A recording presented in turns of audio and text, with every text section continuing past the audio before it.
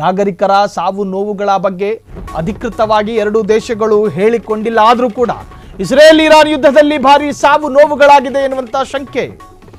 11 ದಿನಗಳಲ್ಲಿ ಇರಾನ್ನಲ್ಲಿ 595 ಮಂದಿ ದುರ್ಮರಣ, ಮೃತರ ಪೈಕಿ 126 ಮಂದಿ ಭದ್ರತಾ ಸಿಬ್ಬಂದಿ.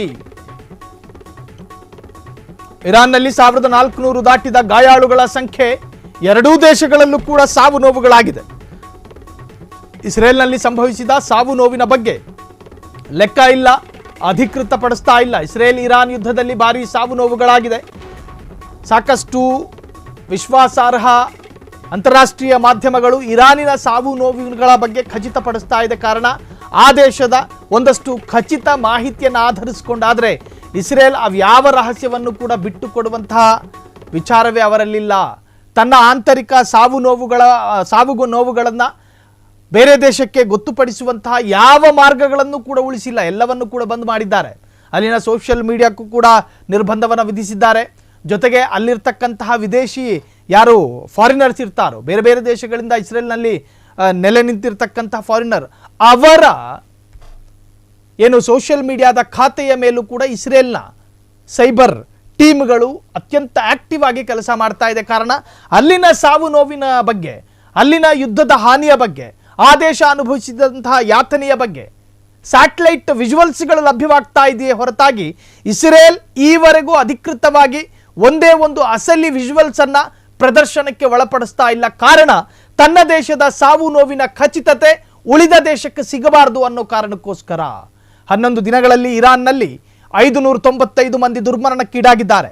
ಮೃತರ ಪೈಕಿ 126 ಮಂದಿ ಭದ್ರತಾ ಸಿಬ್ಬಂದಿ. ನೋಡ್ರಿ, ಒಂದು ದೇಶದ ಒಬ್ಬ ನಾಗರಿಕ ಯುದ್ಧದಲ್ಲಿ ಸಾವನ್ನಪ್ಪುತ್ತಾನೆ ಅನ್ನೋದಾದ್ರೆ ಆ ದೇಶಕ್ಕೆ ಅದಕ್ಕಿಂತ ದೊಡ್ಡ ನಾಶ, ಅದಕ್ಕಿಂತ ದೊಡ್ಡ ನಷ್ಟ ಮತ್ತೊಂದಿಲ್ಲ. ಯುದ್ಧ ಅನ್ನೋದು ವಿನಾಶವನ್ನೇ ತೋರಿಸುತ್ತೆ ಹೊರತಾಗಿ ಯಾವ ವಿಕಾಸವನ್ನು ತೋರಿಸೋದಿಲ್ಲ.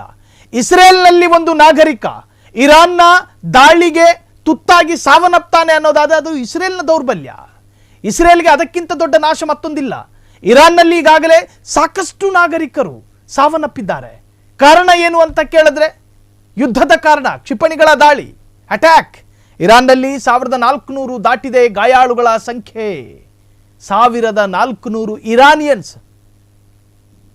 ಇರಾನಿಯನ್ಸ್ ನಾಗರಿಕರು ಗಾಯಾಳುಗಳಾಗಿದ್ದಾರೆ. ಆ ಗಾಯಾಳುಗಳ ಪೈಕಿ 900ಕ್ಕೂ ಹೆಚ್ಚು ಜನ ಸಾವು ನೋವು ಅಥವಾ ಸಾವು ಬದುಕಿನ ನಡುವೆ ಹೋರಾಟ. ಇರಾನ್ ಮೇಲೆ ದಾಳಿ ಮಾಡಿದವರಿಗೆ ತಪ್ಪದೆ ಶಿಕ್ಷೆ ಕೊಡ್ತೇವೆ, ಇದು ಖಮೇನಿ.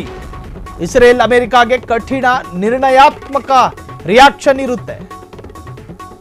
ಜಿಯೋನಿಸ್ಟ್ ಶತ್ರು ದೊಡ್ಡ ತಪ್ಪು ಮಾಡಿದ್ದ, ದೊಡ್ಡ ಅಪರಾಧ ಮಾಡಿದ್ದಾನೆ, ಅದಕ್ಕೆ ಶಿಕ್ಷೆ ಆಗಲೇಬೇಕು. ನಾವು ತಪ್ಪದೆ ಶಿಕ್ಷೆ ಕೊಡ್ತೀವಿ, ಸೂನ್, ಶಾರ್ಟ್ಲಿ ಅದಕ್ಕೆ ಶಿಕ್ಷೆ ಆಗಲೇಬೇಕು. Iran supreme leader Ayatollah Khamenei first tweet ಮಾಡಿದ್ದಾರೆ. ಇರಾನ್ ಮೇಲೆ ದಾಳಿ ಮಾಡಿದವರಿಗೆ ತಪ್ಪದೆ ಶಿಕ್ಷೆ ಕೊಡ್ತೇವೆ. ಇರಾನಿಗೆ ಏನು ಈ ಹಿಂದೆ ಸಾಕಷ್ಟು ಬಾರಿ ಅಮೆರಿಕ ಎಚ್ಚರಿಕೆಯನ್ನು ಕೊಡ್ತಾ ಇತ್ತು. ಆದರೆ ಅದು ಯಾವ ಎಚ್ಚರಿಕೆಯನ್ನು ಕೂಡ ಸ್ವೀಕರಿಸಿಕೊಳ್ಳುವ ಸಂದರ್ಭವೋ ಅಥವಾ ಸ್ವೀಕರಿಸಿಕೊಳ್ಳುವಂತಹ ಮನಸ್ಥಿತಿಯೋ ಇರಾನಿಗಿರಲಿಲ್ಲ.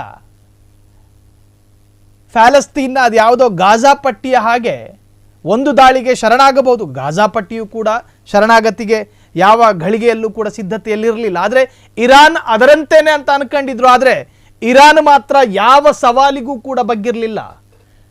ಭಾರತ ಮತ್ತು ಇರಾನ್ ಆ ಸಂಬಂಧ ಸಾಂಪ್ರದಾಯಿಕವಾದಂತಹ ಸಂಬಂಧ.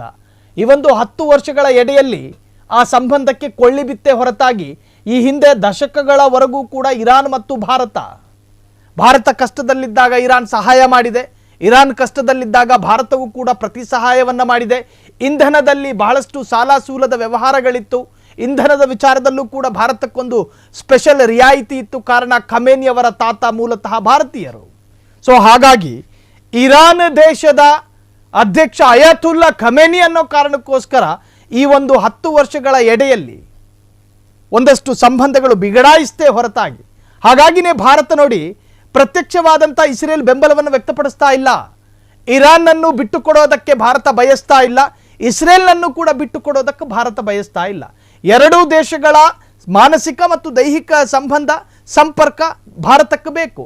ಆ ಅನಿವಾರ್ಯತೆಯಿಂದಾಗಿ ಪ್ರಧಾನಿ ನರೇಂದ್ರ ಮೋದಿಯು ಕೂಡ ಇರಾನ್ನ ಅಧ್ಯಕ್ಷರ ಜೊತೆ ಒಂದಷ್ಟು ಫೋನ್ ಸಂಭಾಷಣೆ ಮಾಡಿದ್ರು, ಏನೋ ಮಾತಾಡಕ್ಕಂಡು ಸರಿಪಡಿಸ್ಕೊಳ್ಳಿ ಅಂತ ಹೇಳಿ. ಆದರೆ ಡೊನಾಲ್ಡ್ ಟ್ರಂಪ್ ಮಾತಿಗೆ ಸೊಪ್ಪು ಹಾಕದ ಇರಾನ್ ಭಾರತದ ನಮ್ಮ ಪ್ರಧಾನಿ ಗೌರವಾನ್ವಿತ ಪೀಠದಲ್ಲಿ ಅಥವಾ ಸ್ಥಾನದಲ್ಲಿರ್ತಕ್ಕಂತಹ ನರೇಂದ್ರ ಮೋದಿಯವರ ಮಾತಿಗೆ ಸೊಪ್ಪು ಹಾಕ್ತಾರಾ? ಈ ತರಹದ ಪ್ರಶ್ನೆಯೂ ಕೂಡ ಸಮಾಜದಲ್ಲಿ ಚರ್ಚೆಯಾಯಿತು. ಕ್ಷಣ ಕ್ಷಣದ ಸುದ್ದಿಗಳಿಗಾಗಿ ಫ್ರೀಡಂ ಟಿವಿ ಸಬ್ಸ್ಕ್ರೈಬ್ ಮಾಡಿ, ಲೈಕ್ ಮಾಡಿ ಹಾಗೂ ಫಾಲೋ ಮಾಡಿ. ಹೊಸ ಸುದ್ದಿಗಳ ನೋಟಿಫಿಕೇಶನ್ಗಾಗಿ ಬೆಲ್ ಐಕಾನ್ ಮೇಲೆ ಕ್ಲಿಕ್ ಮಾಡಿ.